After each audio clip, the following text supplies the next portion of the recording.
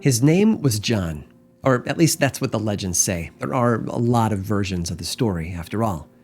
Some say that the figure appeared to the people of Tana through a drug-induced dream. Tana, by the way, is an island in the archipelago of Vanuatu, over in the South Pacific. Others say that he was a real visitor. Either way, they agree on the important details. John was a white man who arrived on their tiny island dressed in military clothing with the promise of goods, things like food, technology, and even houses. Within a decade, the people had left their lives behind and retreated into deeper parts of the island to build more and more traditions about this mysterious individual. Oh, and his full name was John From, as in John from America. During the military activity of World War II, 50,000 American troops ended up being stationed on the islands there, giving life to the legends.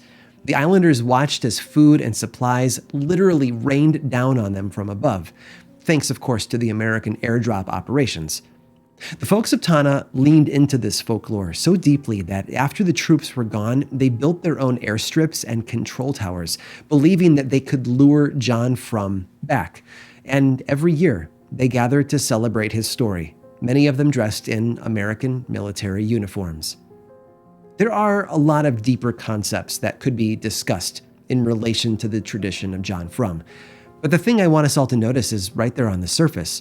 It took just a couple of generations for an entire community to buy into a whole new piece of folklore. And it makes you wonder, if something new can be that influential, how much more so would a tradition that's thousands of years older and much more terrifying? I'm Aaron Mahnke, and this is Lore.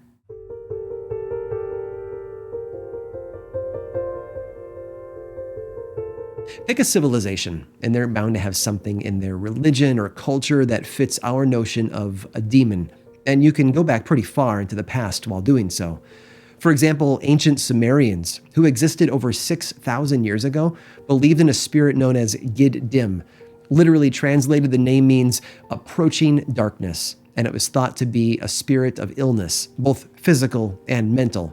Scholars have even uncovered ritual prayers that were designed to ask other deities for protection from Gid Dim. But of course, not all people were planning for the future. Some, it seems, were dealing with those dark forces already, and in those cases, they sought out the help of the Ashipu, a sort of hybrid between a physician and a priest. And what they performed was a ritual that would, at least by name, sound familiar to most of us: an exorcism. In Egypt, there are similar concepts. Interestingly, ancient Egyptian ideas about demons break them into two separate categories. There are guardians, who are evil spirits tied to specific locations, and there are wanderers, who, as the name clearly explains, can travel anywhere they want. There were demons associated with illness, like She'akek, who was responsible for headaches, and Nizjet, who caused injury to the body. They even believe that nightmares were caused by demons, who entered the house at night to torment the living inside. The ancient Hebrews had their own elaborate system of angels and demons, much of which was passed down to the early Christians. And right there in the middle of those stories of demonic possession were examples of exorcism. They went hand in hand for the most part, no matter where you look. In West Africa, the Hausa and Magazawa people have a word for those who are possessed. They call them the Bori, and interestingly enough, they use that word in two situations: when someone appears to be possessed by a demon, and when someone is accused of witchcraft. The implication there is that witches are just people possessed by evil spirits, who are the true source of their power. And exorcism for them is a simple matter of speaking the word iron at them. Saying it 3 times is supposed to be enough to drive the spirit away, a sort of anti-Beetlejuice, without Michael Keaton, of course. And on through the centuries, culture after culture has followed suit. Each one has built a belief system that involved demons and their ability to possess human beings. And of course, other terms or explanations were proposed in the face of possessed individuals. Mental illness, mass hysteria, cries for attention, even ventriloquism. All of them were proposed to rationalize behavior that didn't fit the norm. But no matter what they called it, or how they tried to explain the odd behavior, Cultures everywhere have demonstrated a belief that something supernatural is going on behind the scenes, that humans are vulnerable pawns in a larger game, and if we're not careful, we might become host to something evil, something dark. And for a brief window in English history, that belief found itself without tools, without options, and without hope. And if they are true, the stories from that period are otherworldly.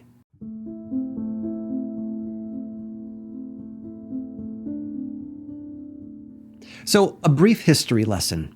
For centuries, the driving force behind Christianity was the Catholic Church. Their monks and priests traveled the known world and carried their faith with them, building communities and churches. And they followed the leadership of their bishops and, of course, the Pope in Rome. In 1517, though, a group of Christians broke off from the Catholic Church in protest of some beliefs and practices that they felt weren't biblical. They wanted to use this protest to reform the church. Today, it's a movement known as the Protestant Reformation, with its purpose hidden right there in the name.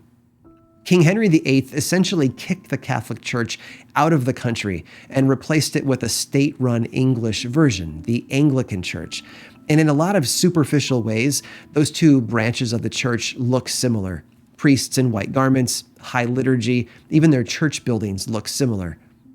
And for some Protestants, that was seen as too risky. They wanted the differences to be drastic, more pared back, more pure. And so a lot of people called these critical people Puritans, although they refer to themselves as simply the godly. And yes, these are the same Puritans we imagine with tall black hats with buckles in the center, usually in the context of the Mayflower and Thanksgiving. But it all started in England. So that's the stage. We have three factions of the church: the boogeyman specter of Old Catholicism, the new Protestant version known as Anglicanism, and the extremists that people called Puritans. And by the time Queen Elizabeth I was on the throne, tensions were pretty high. And thumping along quietly behind all of this, like a heartbeat, was the never-ending belief in the supernatural, and specifically, belief in demon possession. It was a tradition that dated back to the early Celtic people, long before the arrival of Christianity, and it wasn't going away. In fact, through the 1500s, it was growing at an unusual rate, thanks to the witchcraft panic many communities were dealing with. The trouble was, without the Catholic Church, people no longer had a very specific tool available to them: exorcism. Yes, the Anglican Church had provisions for it, but they were much more regulated and rare. So everyday English people were stuck. They believed that demons were real and dangerous, but they had no way to fight back. Enter John Daryl. He was the poor son of a large family from Mansfield, probably born sometime around 1562, but that's just a guess. What we do know is that he was a Puritan and a go-getter. Because his family had no money to put him through school at Cambridge, he worked the whole time to pay his own bills. By 1586, at the age of 24, he had already graduated, married, and had 5 children under his roof. And he had some ideas about demon possession bouncing around as well. So when another Puritan minister came knocking for help, John Daryl was ready. It seems there was a young woman named Catherine Wright who needed help. She had started to act bizarrely after a beating by her stepfather, and things had been getting progressively worse. Daryl met with her and declared that she was possessed by an evil spirit, and his solution would have made any Puritan happy: dispossession by prayer and fasting. And it worked. But there was one other outcome. A woman was accused of being the witch who afflicted young Catherine, and her case was taken to a local magistrate who dismissed it all as unsubstantiated lies, and he threatened John Daryl with time in prison. Needless to say, John never performed an exorcism again. When that magistrate died in 1595, though, John felt like he had a new lease on life. And over the next 2 years, he started rebuilding his reputation as the man to see if you wanted a Puritan exorcism. First, there was the case of Thomas Darling, a 13-year-old boy who was determined to be possessed after medical treatment failed to help him recover. The boy himself, though, blamed a local woman for bewitching him by farting in his presence. And after his successful exorcism, that woman was arrested, which stinks, I know. After that, there were the Lancashire Seven, a group of individuals under the roof of a man named Nicholas Starkey. Some were his own kids, and others were wards under his care. But all of them were experiencing strange fits, and John Daryl showed up as requested and declared them all to be possessed. And what does one do when there are so many possessed children to care for all at once? Put on a show, of course. John brought along a helper named George Moore, and together the two men gathered all of the children, as well as family and neighbors, inside the house for an all-day marathon of sermons, prayer, and singing, all while the kids writhed and screamed on the floor behind them. Think Dust Bowl big tent revivalist preachers, only dressed up in Elizabethan garb. And of course, it was a successful event. The children were healed, demons were cast out, and their household was restored to order. John Daryl, exorcist for hire, was finally hitting his stride. But not everything, it seems, was on the up and up.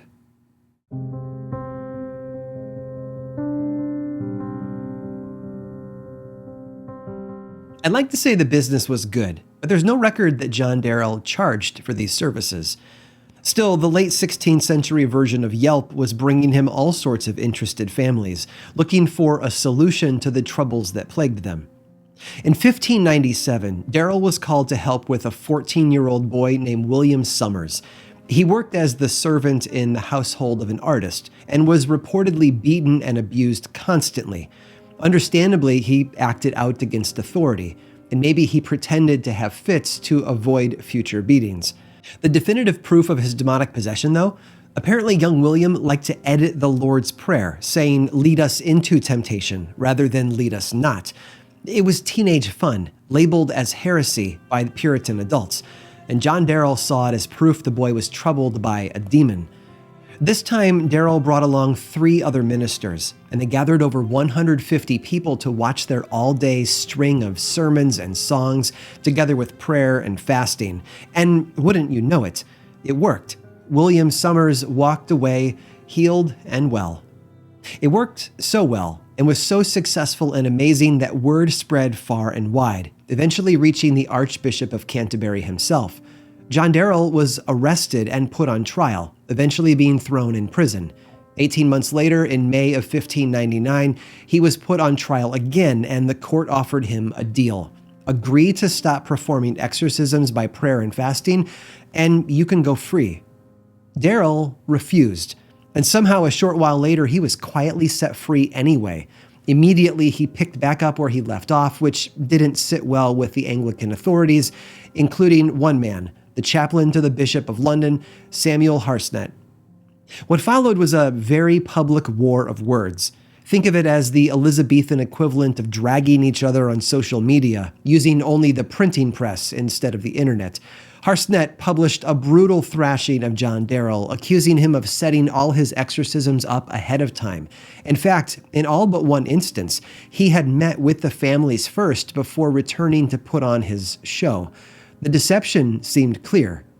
Harsnet's pamphlet, by the way, had a monster of a title, A Discovery of the Fraudulent Practices of John Daryl, Bachelor of Arts, in his Proceedings Concerning the Pretend Possessions and Dispossessions of William Summers of Nottingham, Thomas Darling the Boy at Caldwell, and Catherine Wright at Mansfield, and of his dealings with one Mary Coop at Nottingham, detecting in some sort the deceitful trade in these latter days of casting out devils. Yeah, that's the title. And I think I'm willing to break the rules and judge this book by its cover, you know? John Daryl shot back from a secret location, publishing his own pamphlet that claimed that he was the target of a smear campaign by the Anglican Church, who felt threatened by his power as a Puritan exorcist. And maybe there was some truth to that, but the evidence was already out there. However much he might have believed he was doing God's work, the truth was clear. Everything he had done to date had been a lie. He found homes where abuse, both verbal and physical, were driving children and teens to desperate behavior, and then he used religion to give those guilty parents someone else to blame. After the dust settled, John Daryl seems to have disappeared from the social and religious radar of his day. We know he returned to Mansfield, but what he did for the next decade or more is a bit of a mystery. Maybe he stopped altogether, or maybe he kept going under an assumed name. Oh, and remember Thomas Darling, that 13-year-old boy who wanted us to believe that a witch had cursed him by farting near him? He eventually went off to study at Oxford, but never really outgrew his immature behavior. In 1603, he was brought before judges in the Palace of Westminster, a place known as the Star Chamber, and accused of libel against Oxford's vice-chancellor. His punishment? A beating, and the removal of his ears.